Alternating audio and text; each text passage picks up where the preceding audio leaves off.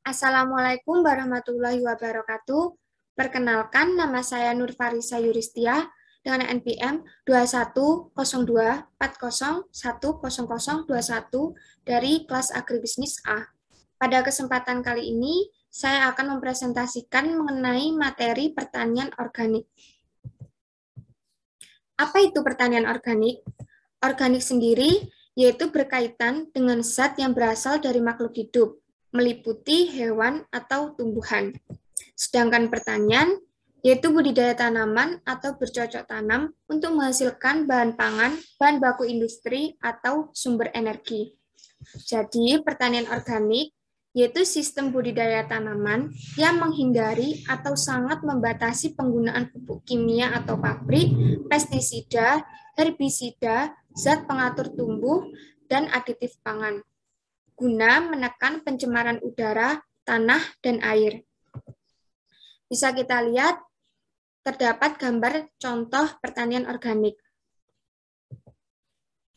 Tujuan pertanian organik. Tujuan pertanian organik sendiri dibagi menjadi dua, tujuan jangka panjang dan tujuan jangka pendek.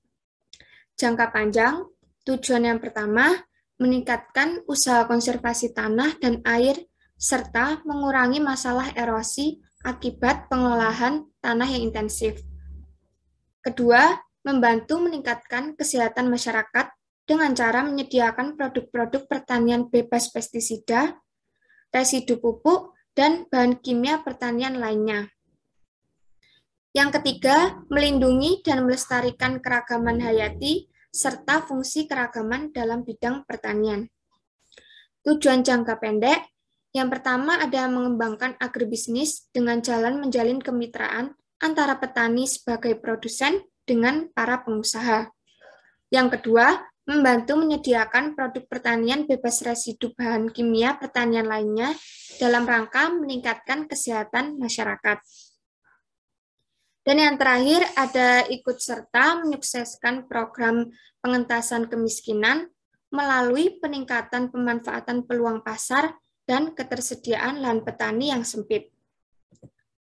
Selanjutnya kita akan membahas mengenai ciri-ciri pertanian organik. Sistem pertanian disebut pertanian organik bila mempunyai ciri-ciri sebagai berikut.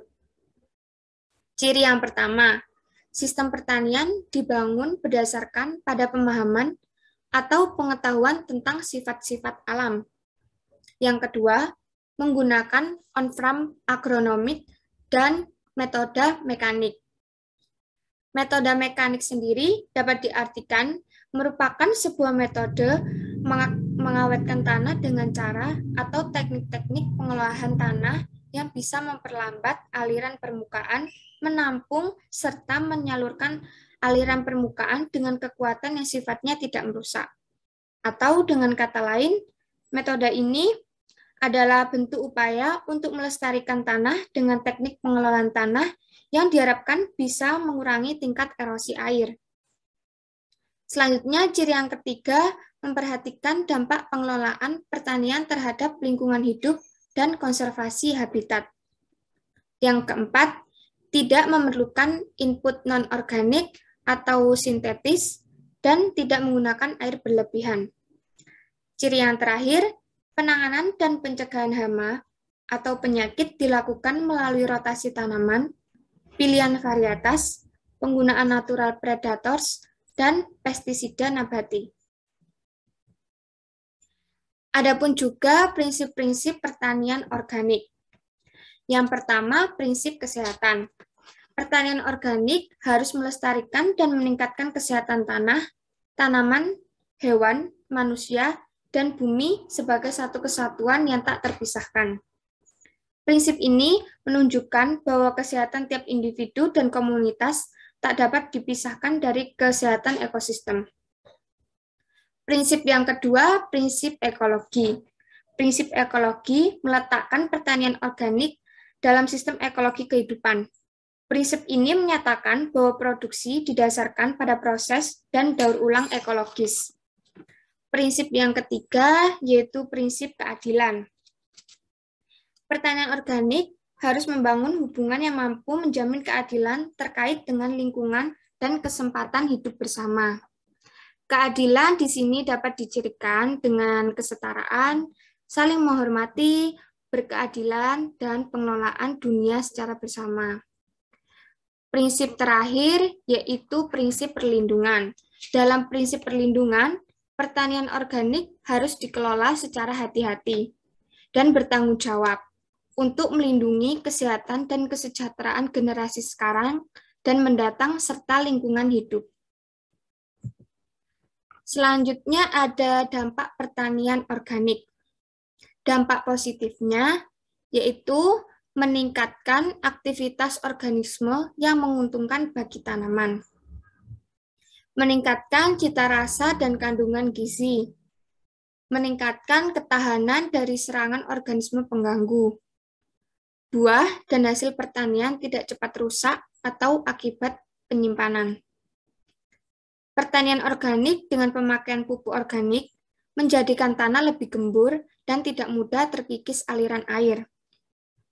Dan dampak positif yang terakhir yaitu tidak menggunakan bahan kimia sintetis yang meracuni mikroorganisme tanah dan merusak struktur tanah. Adapun juga dampak negatifnya, yaitu ketersediaan bahan organik terbatas dan takarannya juga harus banyak. Transformasi mahal karena bahan bersifat ruah. Menghadapi persaingan dengan kepentingan lain dalam memperoleh sisa pertanaman dan limbah organik.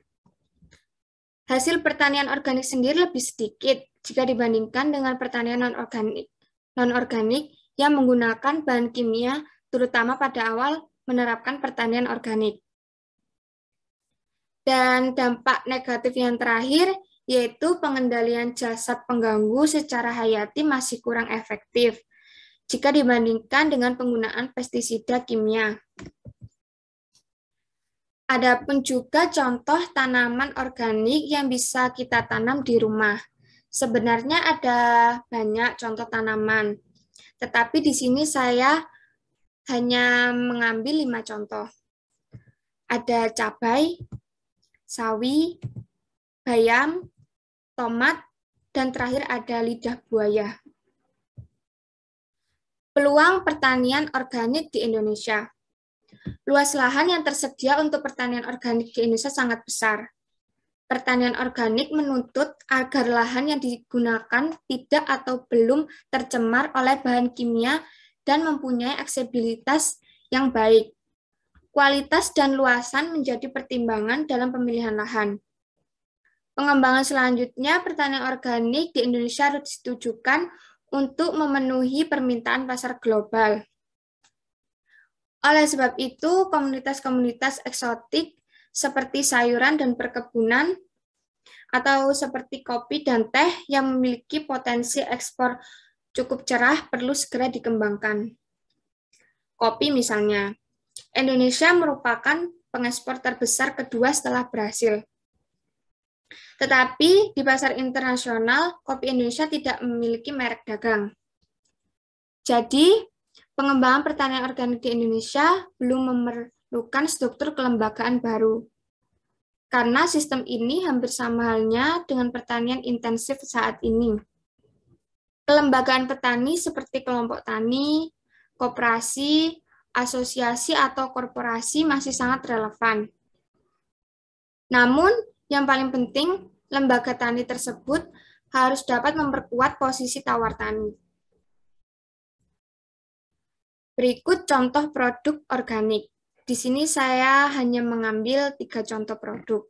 Produk pertama ada beras organik, produk kedua sayur dan buah-buahan organik, dan produk yang terakhir susu organik.